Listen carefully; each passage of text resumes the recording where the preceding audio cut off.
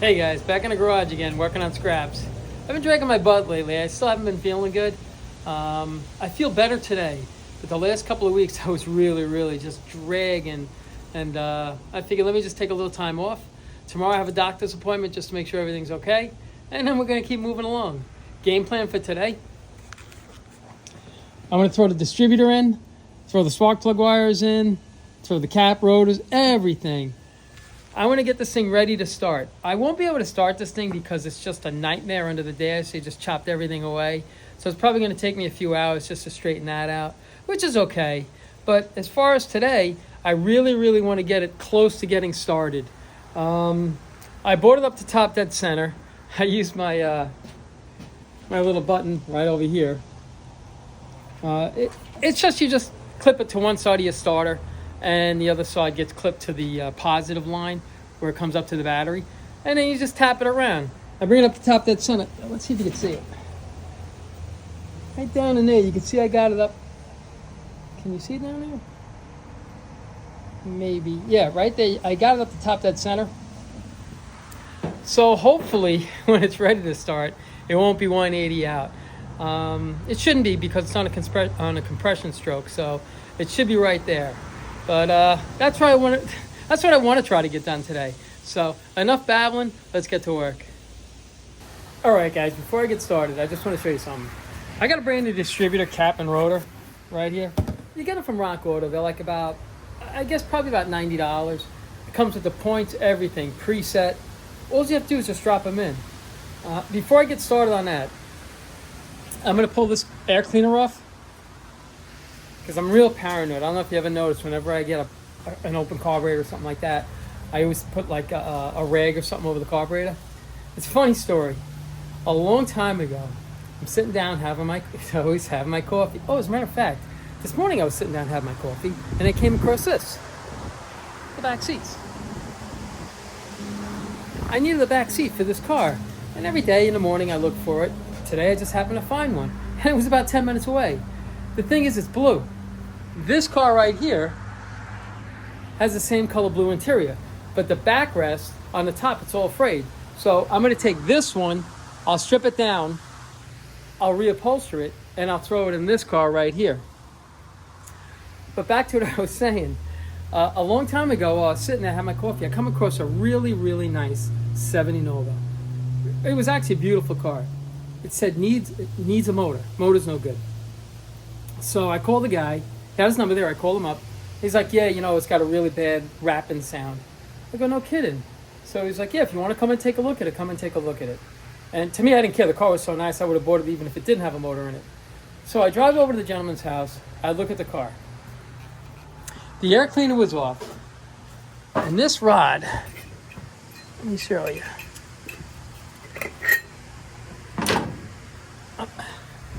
Hold on. Like I say, I'm not that I'm paranoid. It's that I've seen it happen. So I try to avoid it happening to me if I can. So I'm always putting something over the carburetor. You see this bolt right here? That's what holds down the air cleaner. So I look at the car, and I'm talking to the gentleman. I'm like, can you start it up? He's like, yeah. He starts it up. It's rapping. I say, shut it off. He shuts it off. I said, hey, where's the rod that holds the air cleaner? He's like, I have no idea what happened to it. It must have fell out. Well, it doesn't fall out. It falls in. So I'm looking at the car. I said, all right, I work out a price for the car. I put the car in my trailer. I bring the car home. So I start the car again. I hear a rap, and I shut it right off again. I'm like, I have a feeling I know where that rod is. So I take the air cleaner off.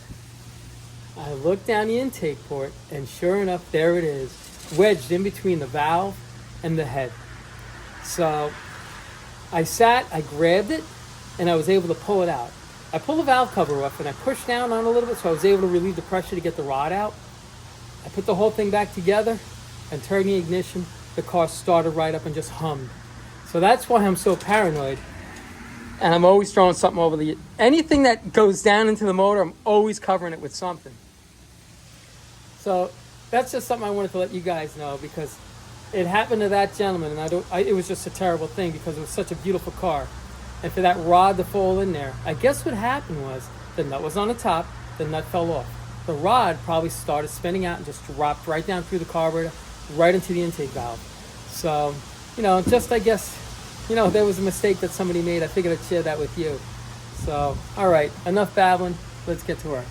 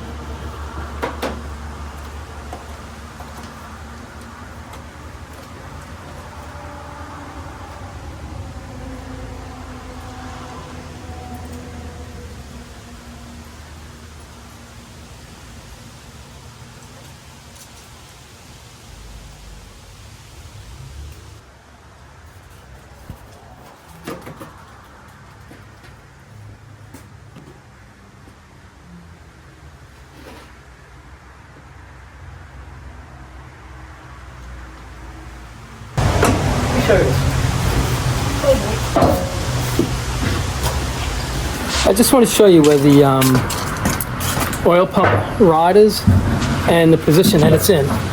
That's what I love about these cars. You could just crawl all over the fenders and not care. Okay. Right here. See, look down there? You see the position of that rod? That has to line up with the bottom of this. That should be almost exactly where it needs to go. I've done a couple of them, so I kind of have an idea where it's supposed to go. So I'm hoping the distributor drops right in, but fingers crossed it'll drop right in. But I just wanted to show you the position of that oil pump rod, because this gear right here, that rides on the cam. So as the motor turns, the cam spins it, spins the distributor right here, and see that little slot? That's what turns your oil pump. All right, so, all right. Let me throw this back. Let me put the camera back over there. Let's see if this thing drops in. All righty, hold on.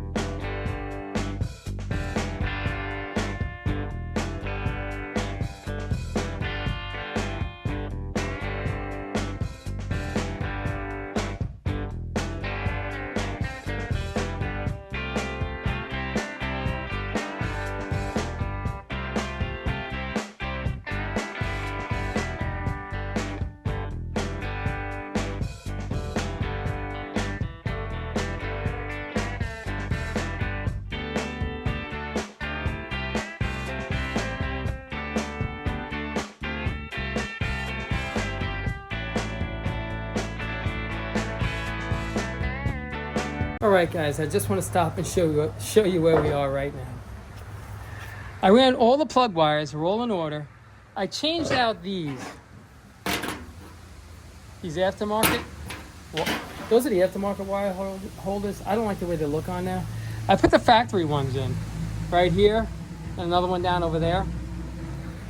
I did the same over here too. I took these out and I put the factory ones in right here. So the wires come up, it just looks neat, or it runs across here. You know, I'll straighten that a little bit, but for the most part, that's it right there. I forgot, right in there, when I changed them out, I forgot to put the ground straps on, so I take them back, well, loosen them up, slide the ground straps in there, and then tighten them back down. So I don't have the right plug, well, actually I have the right plugs, but they're old, so I'm gonna put brand new plugs in it. So tomorrow morning I'll pick up new plugs. And then hopefully that should be done. I gotta pick up new plugs and a new coil. I need a new coil right there. And it's slowly coming together, very little left. Right now I'm gonna change the oil and get it ready to start. I know I'm not gonna get it running today, but tomorrow, hopefully, knock on wood, we'll have this thing up and running. But we'll see. All right, so here we go. Let's see what comes out of this thing. A little green bucket.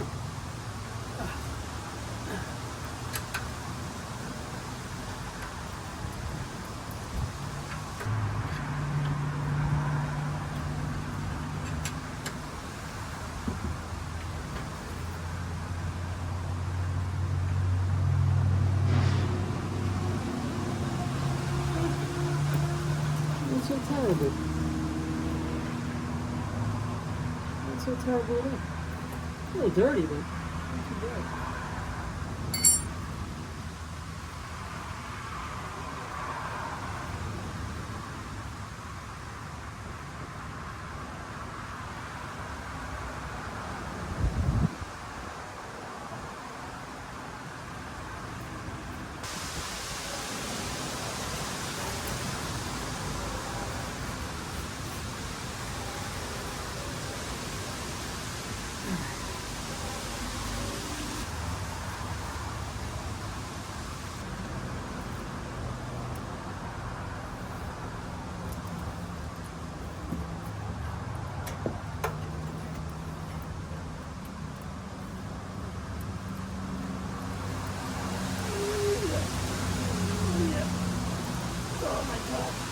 Put this thing on.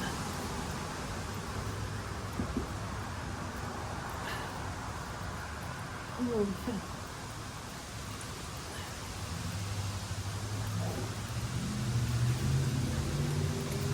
Oh my goodness, a monster put this thing on.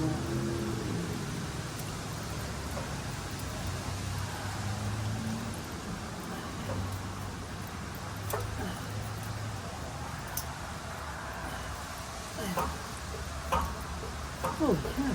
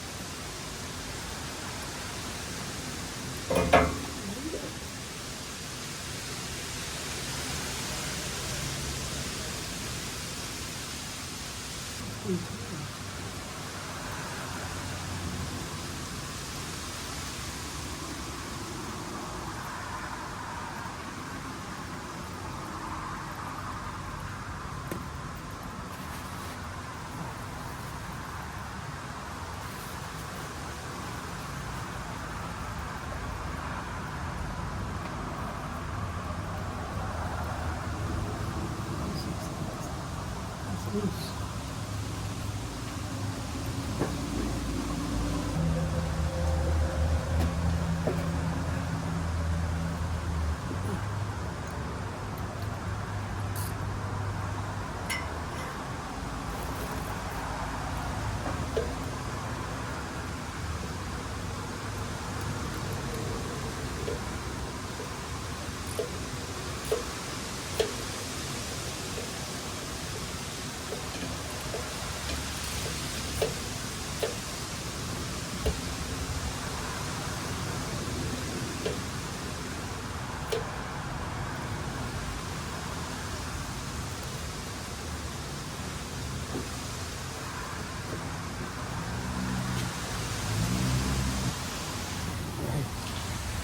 Well, that's draining. Let me show you what I... Oh, sorry. Well, that's draining. Let me show you what I was tightening underneath.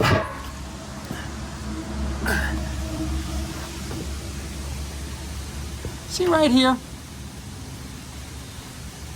That's the oil filter housing. There's a bolt right there and a bolt right there. 7/16. Those were loose. You know, it was actually a little too loose. It was rattling a little bit. So when you tighten them down, you don't have to crank down on it. You just make them snug. Because when you screw the oil filter on, it actually, you know, like kind of fights it so it can't get loose. It won't loosen up any more than that. Okay, so I just made it snug. So when I put the new oil filter on, I know I won't have any problems with it. Knock on wood. But, all right, well, that's draining. This is the oil I'm putting in. Right there. It works great. You want something that's got high zinc in it on these older motors. So, you know, it's a little pricey, but in my opinion, it's, out of anything you're going to put money into, I mean, that's a good place to put it. So, alrighty. Well, that's pretty much drained out now. So I'm going to put the plug back in, and I'm going to fill it up with fresh oil. Here we go.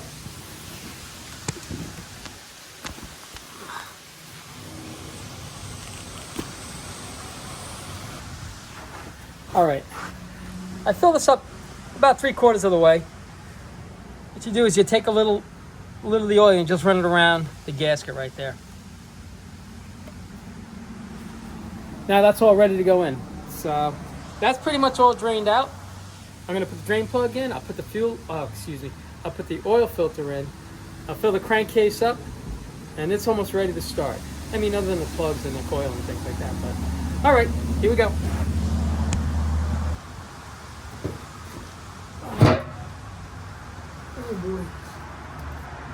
I put the deeper oil filter in. You can see the difference between the two. I just like these better. They're supposed to filter out more. So let's get this in here.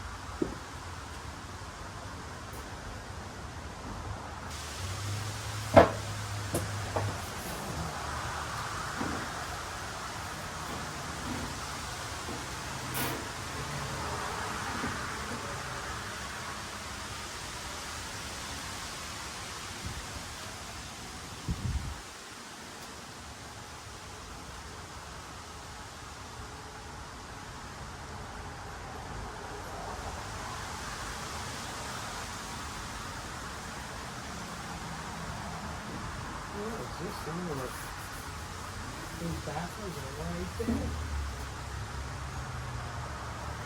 Distributor, that's all it is.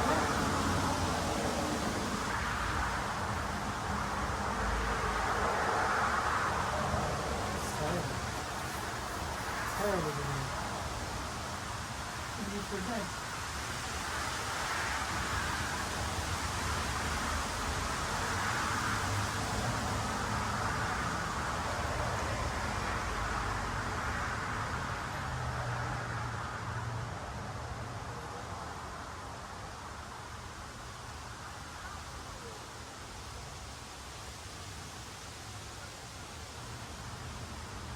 I should really bring you over here so you can see this.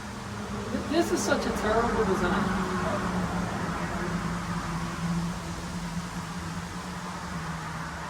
I almost want to pull the distributor out, fill it into the distributor, fill it through the distributor. This is terrible.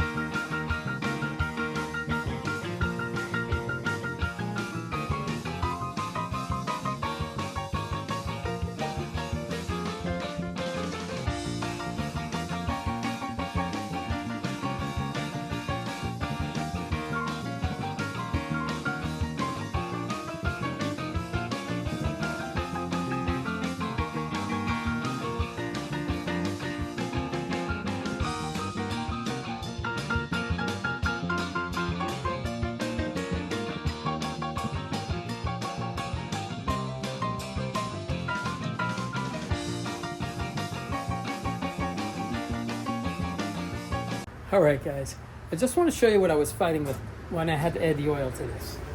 You see this right here? There's a tiny little slot right there and another one on this side. It's really, really small. And this Lucas oil, it pours like syrup. So it must have taken 15 minutes just to fill this thing back up with oil, which is fine. But if I would have known that it had those baffles in it like this, I would have just filled it up through the distributor hole before I put the distributor in. But, you know, it's kind of all set. Let's go over what we did. It's the end of the day. Like I say, I'm kind of dragging a little bit. I'm feeling a lot better, but I'm still dragging a little bit. So let's go over what we got done. All right. We brought the motor back up to top dead center. We dropped the distributor in, the cap. We added all the wires. They're right where they're supposed to be. We changed the aftermarket wire looms for the original ones here. Changed the oil. Actually had to tighten up the oil filler, the housing. Had to tighten that up. And that's really kind of it. You know, I didn't get a lot done today, but I honestly didn't expect to. Like I say, because I'm still dragging a little bit. I'm feeling better, but I'm just moving slow motion. So hopefully, game plan for tomorrow. I'm going to try to get this thing started tomorrow. I'm going to see if Mr. Wilson can stop by, give me a hand.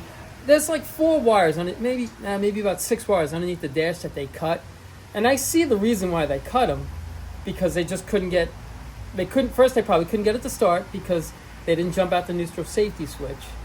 And I have no idea why they cut the rest of the wires. They had a lot of aftermarket gauges in there and stuff, and they just chopped in everything. So we'll hopefully straighten that out tomorrow, and maybe get it up and running tomorrow. But as far as today, that's about it. I just wanted to keep you posted on what's going on with scraps. And I'm hoping tomorrow maybe we can get scraps started. But we'll see. And it's not going to be a long day tomorrow either because I have a doctor's appointment. So, but I think we can get it done. So pretty much enough babbling. And as always, I appreciate you. Enough babbling. And I appreciate you. I can't get the words out. enough babbling, and I appreciate you guys watching. And you guys take care of yourselves.